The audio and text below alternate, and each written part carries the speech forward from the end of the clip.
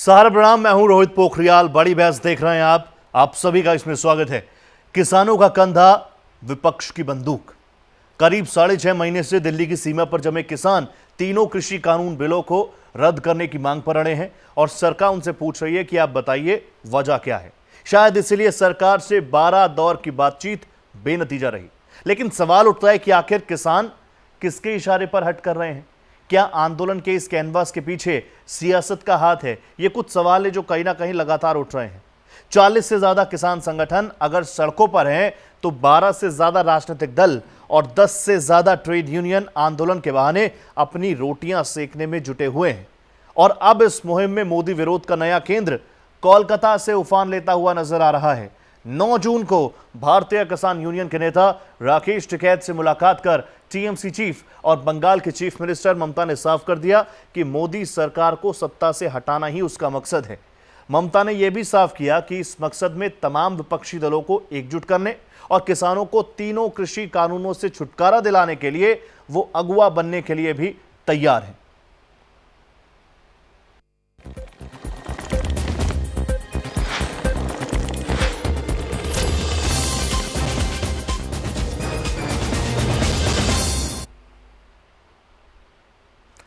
तो आज उस कार्यक्रम में हम यही बात करेंगे कि क्या किसान जो सड़कों पर बैठे हैं, ये सवाल हमारे नहीं है। ये कुछ ऐसे सवाल हैं जो लगातार उठ रहे हैं। लगातार ये सवाल सोशल मीडिया पर ट्रेंड कर रहे हैं। हम सिर्फ और सिर्फ ये सवाल आप लोगों के समक्ष रखेंगे। हमारे साथ कुछ खास और बेहद महत्वपूर्ण लोग जुड़ेंगे जो अपनी बात रखेंगे। आपको बता दें कि बड़ी बहस में हमारे साथ बातचीत करने के लिए कुछ खास गेस्ट जो हैं वो जुड़ चुके हैं। उनका तारुफ आपसे कराऊंगा, लेकिन उससे पहले ही कुछ तस्वीरें हैं जो हम आपको दिखाना चाहेंगे। किसानों की बात जरूर सरकार कर रही है, किसानों की बात किसान नेता कर रहे हैं, विपक्ष कर रहे हैं, लेकिन उसके पीछे सियासत हो रही है। क्या इस बात को कोई नकार सकता है? 9 जून को जब कोलकाता में ममता से मिलकर किसान नेता अपना एजेंडा सेट कर रहे थे तो उसी समय सरकार ने एमएसपी का दाव चल दिया, जो किसान आंदोलन की एक प्रमुख मांग है। सरकार ने किसानों के खाते में किसान सम्मान निधि के पैसे भी डाल दिए। सरकार ने किसानों को खुले दिल से बातचीत के संकेत भी दिए। बावजूद इसके किसान दिल्ली की सीमाओं पर डटे हुए हैं और तमाम सियासी दलों के साथ सरकार विरोध की स्क्रिप्ट तैयार कर रहे हैं। सवाल यह है कि कृषि बिल से जो नफा नुकसान होना है वो किसानों का है, तो फिर सियासी दलों को इससे क्या मिल सकता है? दरअसल अपनी राजनीतिक जीवन बचाने की कोशिश में लगे हर दल के लिए जमीन से जुड़े अन्नदाता के आंदोलन से ज्यादा भला मौका क्या हो सकता है? इससे शानदार मौका और क्या हो सकता है? यही वो तबका है जो चाहता है कि ना किसान माने ना सरकार सुने। यही तबका अपनी सियासी जमीन पर राजनीति की फसल चमका रहा है और किसानों से कह रहा है कि हम आपके साथ हैं।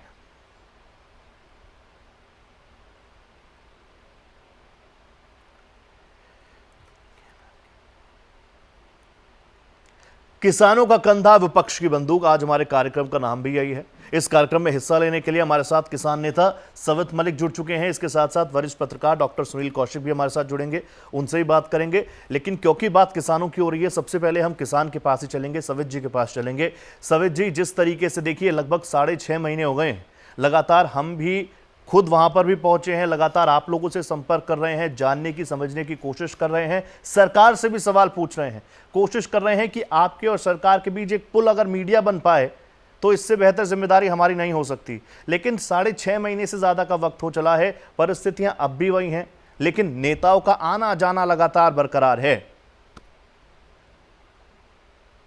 ऐसा नहीं है। हम लोग है कि हम लोगों ने मंच और माइक किसी भी नेता को आज तक नहीं दिया है और ना ही आगे देंगे। दूसरी समर्थन की बात है तो विपक्ष नहीं, सत्ता दल के भी बहुत सारे लोग हैं जो हम लोगों को सपोर्ट कर रहे हैं।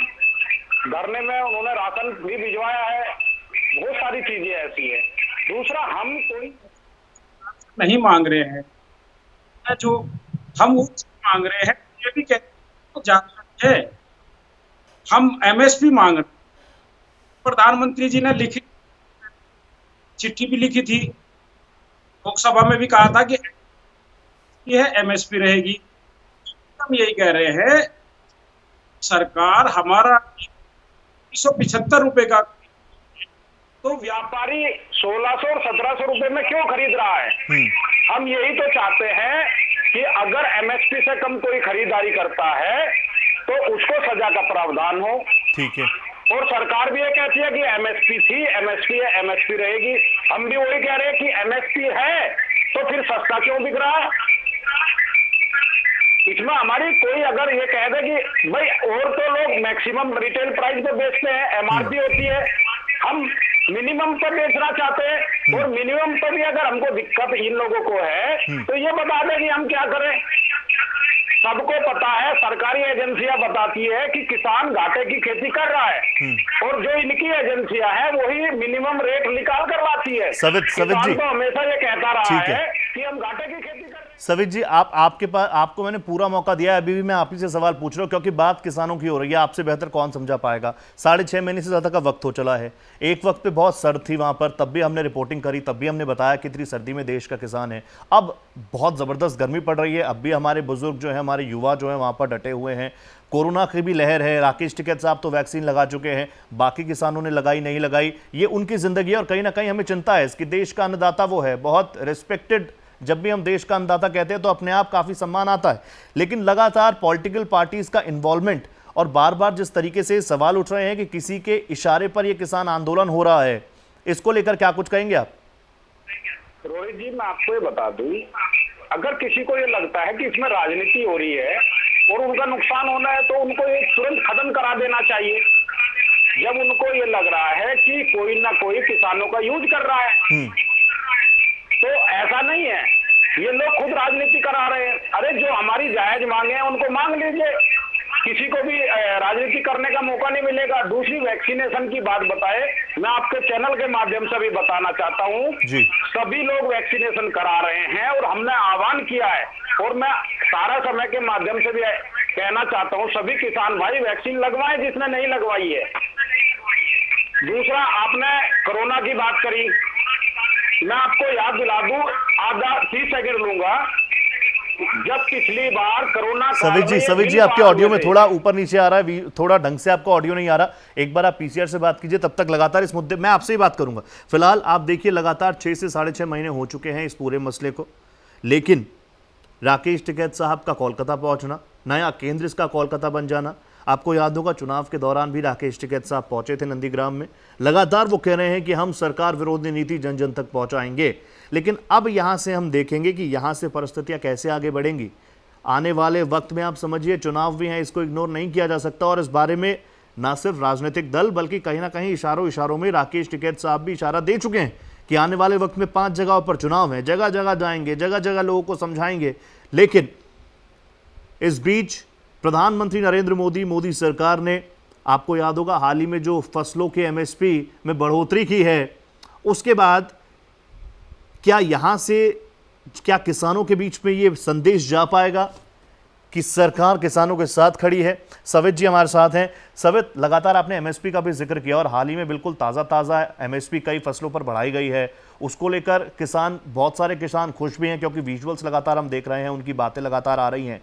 तो ये जो एमएसपी सरकार ने बढ़ाई है कई फसलों पर और आने वाले वक्त में कई और फसलों पर बढ़ाने की बात सरकार कर रही है, ये फैसला तो स्वागत योग्य है। और कहीं ना कहीं सरकार जो पहले दौर से कह रही है कि एमएसपी थी, एमएसपी है, एमएसपी रहेगी, और देखिए हम एमएसपी बढ़ा भी रहे हैं। रोहित जी, आप बिल्कुल ठीक कह रहे हो, कुछ ना कुछ मिला है, लेकिन मिला है इतना जैसे ऊंट के मुंह में जीरा। एमएसपी पे मक्का पे आप ले लीजिए 20 रुपए क्विंटल बढ़ा है। आप ये देखिए बिजली के भाव कितने बढ़ गए हैं, डीजल के भाव कितने बढ़ गए हैं, उर्वरकों के रेट कहां पहुंच रहे हैं। तो उससे आप तुलना करिए, एमएसपी उसकी तुलना में बढ़ाइए ना। आपने 20 रुपए बढ़ा दिया है। अब जैसे उत्तर प्रदेश में ले लो, पिछले 4 वर्ष में गन्ना किसान को 1 रुपया नहीं बढ़ाया गया है और ये 20 रुपए मक्का में बढ़ाए, तमाम चीजों पर थोड़ा थोड़ा बढ़ाए, तो इससे क्या किसान की आय दुगनी हो जाएगी? एक फार्मूला इनके पास ऐसा नहीं है जो बता दें कि हम किसान की आय कैसे दुगनी कर देंगे।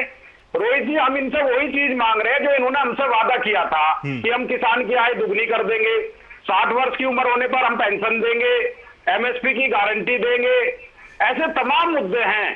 1400 आदमी पे एक हॉस्पिटल बनाएंगे, ये इनका 2019 का मैनिफेस्टो बोलता है, हम नहीं कह रहे। तो हम वही तो चीजें मांग रहे हैं जो इन्होंने कहा है। जब हमारे साथ धोखा हुआ है, अविश्वास हुआ है, 5 साल की सरकार हमने देख ली, अगला भी 1 साल देख लिया, जब किसानों के सब्र का बांध टूटा है, उसके बाद किसान दिल्ली की तरफ आया है। और आप ये देखिए 6.5 महीने हो गए, हम लोग दिल्ली के चारों तरफ बैठे हुए हैं। ये लोग राजनीति करने के लिए बंगाल चले जाते हैं, तमिलनाडु चले जाते हैं, उत्तर प्रदेश की तमाम बैठ के करते हैं, लेकिन किसानों के साथ बैठक करने का इनके पास समय नहीं है। इनको थोड़ा बहुत समझना चाहिए, ये वही किसान और मजदूर है जिसने अपना कीमती वोट देकर आपको सरकार में चुना है। लेकिन सवित जी, सरकार तो कह रही है कि आइए बात कीजिए। देखिए, हम किसी के घर जाते हैं, किसी से मुलाकात करने जाते हैं, वहां पर हम अपना खाना लेकर जाएं, तो ये तेवर भी ठीक नहीं लगते। आपको नहीं लगता? आप बहुत साफ गोई से बात करते हैं और इसलिए मैं सिर्फ आपसे बात कर रहा हूं। आपको जी बिल्कुल सही। अगर खाना किसान लेके गया था तो वो मंत्रियों ने भी खाया है, सब लोगों ने एक साथ बैठ के खाया है, लेकिन वो 4 से 5 मीटिंग चला है। आपको मैं बता दूं, जहां पर मीटिंग होती थी, उस मीटिंग का 1 घंटे का खर्च 13 लाख से 14 लाख के करीब आता है। तो वो किसका पैसा है? जनता का पैसा है। अरे ये क्यों उसमें मीटिंग करते हैं विज्ञान भवन में, पार्क में क्यों नहीं करते? जहाँ किसान सड़क पर बैठा है वहां क्यों नहीं करते? क्योंकि इनके मन में चोर है, ये अंदर कुछ और बात करते हैं, बाहर कुछ और बात करते हैं। हमने बार बार कहा है कि अगर किसान की सरकार की कोई भी वार्ता होती है, उसका लाइव प्रसारण होना चाहिए, पूरा देश उसको देखे कि किसान झूठ बोल रहा है कि सरकार झूठ बोल रही है। जब हमारी लोकसभा और राज्यसभा का लाइव प्रसारण हो सकता है, जो सबसे महत्वपूर्ण जगह है हमारी, तो किसानों की वार्ता का क्यों नहीं हो सकता? क्योंकि कहीं ना कहीं सरकार के मन में चोर है और ये अंदर कुछ और बात करते हैं, बाहर कुछ और करते हैं। इन्होंने तमाम ऐसे वादे किए थे कि हमने 50% मांगे मान ली है, हमारी बातें हो गई है। अब पिछले मुद्दों पे आप ना जाओ तो बहुत बढ़िया है, क्योंकि इन्होंने कहा पहले आप काला बताइए, फिर इसमें चर्चा करके आइए। आज भी ये कहते हैं काला। अरे हम काला क्या बताएं जब आपने खुद कह दिया कि हम 18 बदलाव करने को तैयार है। तो 18 बदलाव आप क्यों कर रहे हो? इसीलिए तो कर रहे हो कि आपने मान लिया कि उसमें कमियां हैं। अगर उसमें कमियां नहीं है तो क्यों बदलाव कर रहे हो आप? जब हम ये कुर्ता पहने हैं, अगर इसमें 18 जगह छेद हो गया, ये फट गया, तो हम इस पर टुक्की लगवाएंगे कि नया कुर्ता पहनेंगे? हम इनको यही समझा रहे हैं कि आप जो है जब मान रहे हो कि हाँ कानून में कमियां हैं, तो इसको बदल दीजिए, मिल बैठ कर दूसरा बना लेंगे। इसमें हठधर्मिता कहां आ गई? सवित, अगर सरकार 18 चीजें बदलने को तैयार है, 18 की जगह 28 हो जाएं, आप भी थोड़े अपने तेवर नरम कीजिए, आप बैठिए लगातार सरकार, क्योंकि देखिए सरकार की तरफ से ये इंप्रेशन लगातार दिया जा रहा है कि देखिए हम एमएसपी बढ़ा रहे हैं, हमने जो बात रखी थी हम उस पर आगे बढ़ रहे हैं, और बार बार सरकार की ओर से कहा जा रहा है कि ये कई नेता तो ये कह चुके हैं कि ये किसान ही नहीं है। हालांकि हम मानते हैं क्योंकि किसान ने कह दिया वो किसान है तो किसान है, लेकिन सरकार की ओर से कई बार ये इंप्रेशन भी आया। बार बार सरकार ये बताने की कोशिश कर रही है कि देखिए सरकार खुले दिल से मंच पर बात कर रही है और किसान नेता अपनी हठ धर्मिता पर बैठे हुए हैं। आप लोग यस और नो की पर्चियां लेकर चले जाते हैं, तो इस माहौल में तो बात होगी नहीं ना। और कहीं ना कहीं ये माहौल सिर्फ दिल्ली, एनसीआर या विज्ञान भवन तक सीमित नहीं है, पूरे देश का माहौल इससे कहीं ना कहीं प्रभावित होता है।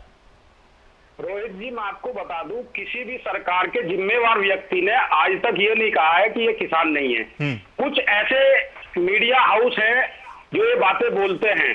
माननीय प्रधानमंत्री जी ने लोकसभा में बोला है कि आंदोलन पवित्र आंदोलन है और हम इसका सम्मान करते हैं। तो हम झूठे आरोप नहीं लगाएंगे। सरकार के किसी भी नुमाइंदे ने आज तक ये नहीं कहा है कि ये किसान नहीं है, तो इसलिए हम उनके ऊपर क्या कहें। लेकिन कुछ मीडिया हाउस है जो चलाते हैं कि ये किसान नहीं है, खालिस्तानी है, आतंकवादी है। हम कहते हैं अगर आतंकवादी है, खालिस्तानी है, तो आप लोग क्या कर रहे हो? इनके ऊपर गोलियां चलवाइए, इनको क्यों नहीं मार देते? भाई देश के अंदर अगर कोई बाहर का ताकत घुस गई है, कोई एलिमेंट घुसा है, तो उसकी जिम्मेवारी किसकी है? हमारी इंटेलिजेंस की है, हमारी सरकार की है। अगर वहां कोई आतंकवादी है, खालिस्तानी है, तो तुरंत उसको गोली मार देनी चाहिए। लेकिन अगर वो किसान है, आपके देश का किसान है, उसको आप विपक्ष की तरह ट्रीट मत करिए। वो आपका अपना है, उसके पास बैठिए। आप बंगाल के किसानों के साथ खाना खाने गए थे, उनके घरों में गए थे, आपके घर के 5 से 10 किलोमीटर की रेंज में इतने किसान खाना लिए बैठे हैं। अरे गृह मंत्री जी किसी दिन जाइए, प्रधानमंत्री जी जाइए और उनके साथ जमीन पर बैठ के खाना खाइए, 24 घंटे में समस्या का हल हो जाएगा। लेकिन सरकार का कोई प्रतिनिधि आज तक गया है? किसी ने आज तक, हमारे 500 प्लस किसान शहीद हो गए, किसी ने 2 मिनट का शोक संवेद तो दिया नहीं है। दूसरा, कोरोना को लेकर मैं आपको एक ऐसी चीज बताऊंगा जो पिछली बार भी बता रहा था जब पिछली बार किसान पंजाब से चला था उस टाइम भी कोरोना पीक पर था और जैसा किसान दिल्ली में आया कोरोना खत्म हो गया था। अभी ये जो दूसरी लहर आई, कोरोना में देश में लाशें बह रही थी, नदियां हमारी लाशों से पटी पड़ी थी, शमशानों में हमारे जगह नहीं थी और किसानों ने ऐलान किया कि 26 तारीख को हम काला दिवस मनाएंगे, दिल्ली आएंगे। उसी दिन से कोरोना तुरंत नीचे चला गया। अब ये भगवान की मेहर कहो या किसान का, अन्नदाता का जस कहो देश के लिए, लेकिन ये भी एक बहुत बड़ी बात है, आंदोलन में कोरोना से कोई भी आदमी शहीद नहीं हुआ है, लेकिन सरकार की लापरवाही से, ठंडी से, गर्मी से और दुख की वजह से जरूर 500 किसान शहीद हुए हैं। तो मैं आज भी कहता हूं कि सरकार बड़ा दिल करे, ये उसकी जनता है, उसके लिए काम किया है, उसके लिए वोट दिया है, अच्छे दिन का भरोसा दिया था। ये लोग बात करें तो किसान तो मान जाएगा। अरे किसान तो इतना रहम दिल होता है, उसको तो कोई भी मना लेता है। वो तो अपना फसल, जो तैयार फसल होती है, वो तोड़कर लोगों को खिला देता है। ठीक है, लेकिन हम वोट की राजनीति नहीं कर रहे हैं रोहित जी। सवित लेकिन लगा रहे हैं सवित, लेकिन इंप्रेशन बार बार यही क्यों बनवाया जा रहा है कि देखिए आपने कहा कोलकाता गए, राकेश टिकैत साहब भी गए, अभी कोलकाता पहुंचे हुए थे, नंदीग्राम में भी वो कहीं ना कहीं मंच लगाकर कह रहे थे कि ममता दीदी को वोट करो। हालांकि ममता दीदी तो हार गई नंदीग्राम में, लेकिन अब ये बार बार इंप्रेशन बनाने की कोशिश क्यों की जा रही है कि आने वाले वक्त में 5 राज्यों में चुनाव है और जो विपक्षी दल जिनके पास अब तक कोई मुद्दा नहीं था वो किसानों के कांधों पर बंदूक लगकर फायर करेंगे? रोहित जी, ये सरकार के मन में एक डर बैठ गया है, क्योंकि उनको पता है जो हमने वादे किए थे वो हम पूरे नहीं कर पा रहे हैं। हमारा देश अर्थव्यवस्था में कहां जा रहा है, बहुत सारे ऐसे मुद्दे हैं जिन पर हम बात कर सकते हैं, लेकिन यहाँ हम किसानों की बात करेंगे। हमारे पास 6.5 महीने से ज्यादा बैठने के बाद, 500 किसानों की शहादत देने के बाद क्या बचता है? हमारे पास एक हथियार है, वोट की चोट। ये सरकार उसी को समझती है। अब ये बात भी करेगी और हमारी सारी मांगे भी मानेगी, क्योंकि इनको पता है भारत में उत्तर प्रदेश एक ऐसा राज्य है जहां से 80 लोकसभा की सीटें आती हैं। ठीक है। और अगर वो इनके हाथ से निकल गया, ये राज किस लिए कर रहे हैं? अरे जो इनके उद्योगपति मित्र थे, जिनके लिए इन्होंने बिल बनाया था, आपको पता है पिछले 7 साल में जब से सरकार बनी है 6,70,000 उद्योगपतियों लोग भारत की नागरिकता छोड़ चुके हैं। अभी कोरोना आया था, कितने उद्योगपति देश छोड़कर विदेशों में चले गए थे। यहाँ कौन रहेगा? अरे यहाँ तो मजदूर रहेगा, किसान रहेगा। हम क्या चाहते हैं इनसे? हम इतना ही तो चाहते हैं कि हम फसल उगाते हैं, आपकी एजेंसी जो भाव तय करती है उसकी गारंटी हमको दे दीजिए। हमारी फसल ओले में खराब होती है, बारिश में खराब होती है, तूफान में होती है, पूरा होने के बाद मंडी में भीग जाती है, तो हम क्या मांगे? और इससे ज्यादा क्या किसान कर सकता है? किसान का पलायन इनको रोकना है, देश का विकास करना है। अच्छा, ये सारा मामला हुआ कहां से? ये कोरोना से हुआ है। जब पिछले वर्ष कोरोना आया, सारे उद्योग धंधे बंद हो गए, देश की जीडीपी माइनस में जा रही थी, खेती किसानी से देश को 3.5% की ग्रोथ मिली। ठीक।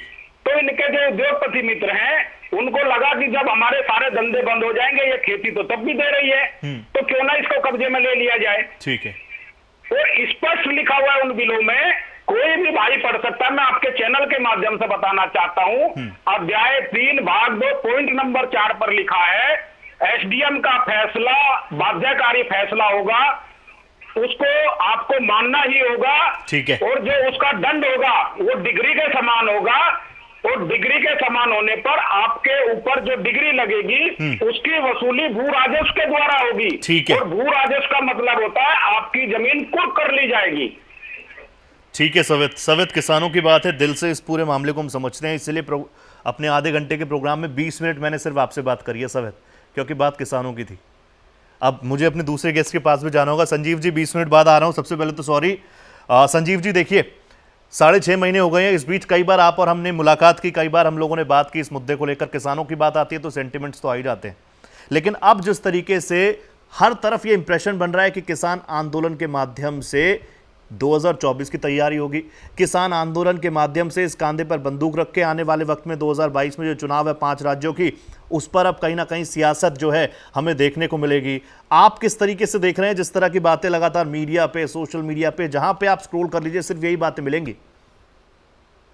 रोहित जी, सबसे महत्वपूर्ण बात यह है कि इस तरह की नौबत आई क्यों। मेरा मानना यह है कि इस तरह की नौबत किसानों के द्वारा नहीं, इस तरह की नौबत सरकार के द्वारा ये लाया गया, जिसकी वजह से इस तरह की बातें हुई है। ठीक। मैं हेलो, बिल्कुल बिल्कुल बोलिए जी, आपकी आवाज बिल्कुल क्लियर है। जी, मैं यही कह रहा था कि इस तरह की नौबत किसानों के द्वारा नहीं, सरकार के द्वारा लाया गया। भारत के इतिहास को छोड़ दीजिए, आप भविष्य के किसी इतिहास में ऐसा देखेंगे कि 6 महीने से ज्यादा किसानों का कोई आंदोलन हो तो आपको दिखाई नहीं देगा। जाहिर सी बात है कि किसानों ने अपने तरफ से पूरा प्रयास किया, सरकार से वार्ता का दौर भी चला लगातार। आप 11-12 दौर की वार्ता कर लेते हैं और उसके बावजूद भी ये मानने को तैयार नहीं होते हैं कि ये किसान ही है। आप लगातार ये कह रहे हैं कि नहीं, ये बिचौलिए हैं, ये वामपंथी हैं, ये कांग्रेसी हैं, ये विपक्षी पार्टियों के लोग हैं। इन सारे बातों के बीच में सबसे महत्वपूर्ण यह है कि आप हमें ये बताइए कि ऐसी कौन सी नौबत आ गई कि कोरोना काल में ये अध्यादेश के तौर पर ये लाया जाता है, फिर इसको कानून बना दिया जाता है। उसी बीच में, कोरोना के बीच में ही हम देखते हैं कि 5 राज्यों का चुनाव भी इसी बीच में करा लिया जाता है, ईद भी मना ली जाती है और साथ साथ कुंभ भी मना लिया जाता है। लेकिन किसानों की बात कोई नहीं सुनता। किसानों को हर एक समय टारगेट करने का प्रयास किया जाता है कि इनकी वजह से कोरोना बढ़ता हुआ दिखाई दे रहा है, आप कभी बॉर्डर खाली कर दीजिए।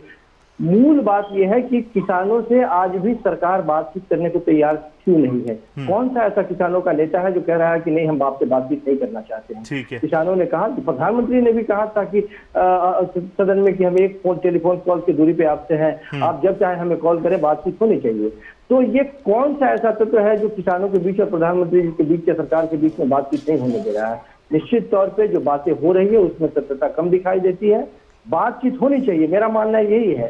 किसानों ने भी इधर से कॉल तो की थी ना, कई किसानों ने कि नहीं, हम बातचीत करना चाहते हैं, तो निश्चित तौर पे सरकार की तरफ से इसका स्वागत होना चाहिए। लेकिन ध्यान में ये बात है कि किसान लोग, जब ये लंबा संघर्ष चलेगा तो किसान अपने आप टूट जाएंगे और ये आंदोलन खत्म हो जाएगा। अब किसानों ने अपने ताकत का इजहार करना शुरू कर दिया है, उसके नतीजे सामने आने लगे हैं। चाहे पंजाब में आपने देखा, चाहे उत्तर प्रदेश के चुनाव में देखा, अपने पंचायत चुनाव में देखा, बंगाल में जहां गए और खुलेआम उन्होंने, किसानों ने आह्वान किया कि नहीं साहब, ये हमारी बात नहीं सुन रहे हैं, हमारे विरोध में ये काम कर रहे हैं, हमसे अलग एक रास्ता अख्तियार करने का काम कर रहे हैं। नतीजे क्या हुए? निश्चित तौर पे किसानों का प्रभाव, किसानों के साथ आपने जैसा कि शुरुआती दौर में कहा कि एक भावनात्मक जुड़ाव तो होता ही है आम आदमी का, और किसानों की बात सब कोई सुनना चाहता है। और उसी का नतीजा ये हुआ कि सरकार सब जगह पिछड़ती हुई दिखाई दे रही है। लेकिन सबसे बड़ी बात कि अभी भी किसानों से बातचीत करने को राजी सरकार होती हुई दिखाई नहीं दे रही है। नसीहत मिलते चले जा रहे हैं। जाहिर सी बात है कि किसानों की बात यदि नहीं मानेंगे तो वो आगे और रार पैदा होने वाले हैं, और राह वो अपनी दूसरी राह चुनेंगे और अलग तरीके से अपने आंदोलन के। संजीव जी, हाल ही में जो सरकार की ओर से एमएसपी बढ़ाने की जो घोषणा हुई, कल की ही खबर है, कई फसलों पर एमएसपी को बढ़ाया गया। ये भी कहा गया आने वाले वक्त में और फसलें हैं ऐसी, और सरकार जो पहले दौर से कह रही है कि एमएसपी व्यवस्था ना खत्म होगी, ना कोई कर सकता। तो इस पूरे फैसले के बाद क्या कहीं ना कहीं किसानों में या फिर इस किसान आंदोलन में अगर कहा जाए टूट, तो क्या वो नजर आती है इस फैसले के बाद?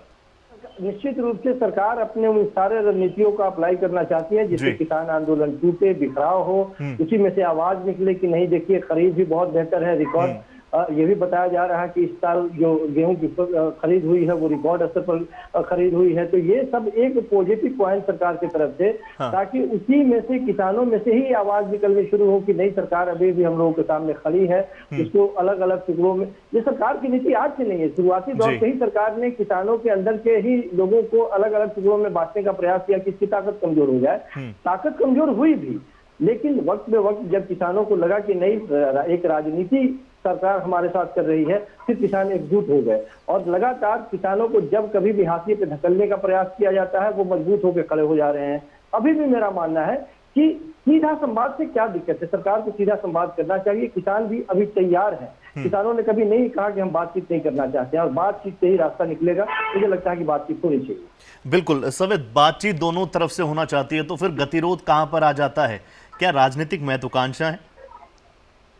ये नहीं, देखिए, राजनीतिक महत्वाकांक्षा की बात हो तो निश्चित तौर पे राजनीतिक दल जो होते हैं, वो राजनीतिक दल अपना स्वार्थ इसमें सेधने या सीधा करने निश्चित तौर पे आ ही जाते हैं। हमने पिछली बार देखा है कई राजनीतिक पार्टी को, किसी भी राजनीतिक पार्टी का मैं नाम नहीं लूंगा, जो लोग किसानों के इसी मुद्दे पर, कानून के मुद्दे पे इन लोगों के साथ थे, उन्हीं लोगों ने कमेटी के सामने इसको पारित कर दिया, और उसी में से 3 कानूनों में से एक कानून को उन लोगों ने स्वीकृति दे दी। तो जाहिर सी बात है कि वो राजनीतिक दल भी किसानों के साथ जो सामने आके ये कह रहे हैं कि हम आपके साथ हैं, वो भी इनके साथ छल प्रपंच का सहारा ले रहे हैं। ये इनके सामने कुछ और कह रहे हैं और पीछे की रणनीति कुछ और हो रही है। इनको ये समझने की जरूरत है कि ऐसे लोग हमारे बीच में आके राजनीति का अपना रुचि न सीख पाए। यही सवाल मेरा सवित से भी है। सवित, दोनों ओर से बातचीत होना चाहती है, कहीं इस तरफ तो नहीं आ गई राजनीतिक महत्वाकांक्षा? क्योंकि जिस अगर देखा जाए तो 6.5 महीने हो चुका है। क्या आप ये कह सकते हैं कि देश भर के किसान आपके साथ खड़े हैं? क्योंकि बार बार कहा गया कि 2 से 3 राज्य हैं, उसके भी थोड़े बहुत किसान आपके साथ हैं। ये देश का आंदोलन नहीं है, कुछ स्टेट्स का जरूर हो सकता है। रोहित जी, ऐसा नहीं है। आपने देखा है कि राजस्थान में, मध्य प्रदेश में, बिहार में, कर्नाटक में, बंगाल में, मतलब महाराष्ट्र में, हरियाणा, पंजाब और उत्तर प्रदेश को तो ये कहते ही है, कोई जगह ऐसा नहीं है जहां पर आंदोलन नहीं हो रहा है। बीच में कोरोना की वजह से सब लोगों ने कहा कि थोड़ा सा आंदोलन को कम करो, क्योंकि ऐसा नहीं है कि देश की जनता सब समझती है, सब समझती है। सवित बिल्कुल, मेरे पे लास्ट टाइम बचा है, जाते जाते भी आपसे कमेंट लूंगा। मतलब अब बातचीत यहां से आगे होगी या फिर सरकार उखाड़ फेंकने की बात जो लगातार उठ रही है वही करके आप लोग मानेंगे? नहीं रोहित जी, हम तो कहते हैं बातचीत करनी हो बातचीत करिए, हम लोग तैयार है। नहीं तो आपके पास एक हथियार है, आप मन की बात करते हैं, मन की बात कर दीजिए और उसमें कह दीजिए कि हमने तीनों बिल वापस ले लिए और एमएसपी को कानून बना दिया। 8 बजे आप आइए और घोषणा कर दीजिए मन की बात में, किसान खुशी खुशी मोदी जी की जय बोलते हुए घर चले जाएंगे। बातचीत ये ना करना चाहे तो भी कोई दिक्कत नहीं है। ठीक है सवित जी, एक क्लोजिंग कमेंट संजीव जी से भी। संजीव जी, वाकई जिस तरीके की तस्वीरें निकल रही हैं कि किसान आंदोलन के कंधे पर बंदूक रखकर आने वाले वक्त में चुनावी रण में उतरेंगी पार्टियां, ऐसा है क्या? निश्चित रूप से राजनीतिक पार्टियां अपना राजनीति से देखेंगी, उनका काम ही वही है, धर्म भी वही है। लेकिन किसानों को सतर्क रखना है। किसानों ने आंदोलन यदि शुरू किया है तो किसानों के लिए शुरू किया है, किसानों का हित करना चाहिए, किसानों के लिए जो वादे हैं वो पूरे होने चाहिए। किसानों का राजनीति से कुछ लेना देना नहीं है, लेकिन सरकारें जब उनकी बात नहीं सुनेंगी, किसानों की भी मजबूरी हो जाती है कि वो राजनीतिक वैसे मजबूत हाथों का सहारा ले जिससे सरकार के ऊपर कुछ असर पड़े।